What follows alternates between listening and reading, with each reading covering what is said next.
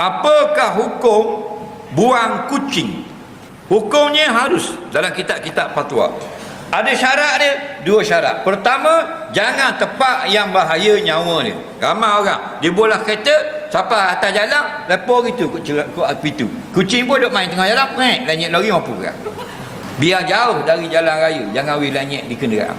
Faham? Yang kedua, tempat kita buang itu tak boleh hak milik orang dan mudah mencari makan. Sebab bela kucing bukan wajib, hukumnya harus saja.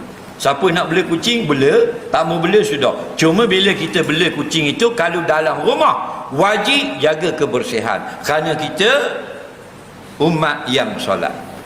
Miftahus solat at-tuhur, kunci bagi sembahyang itu kebersihan. Faham lagi?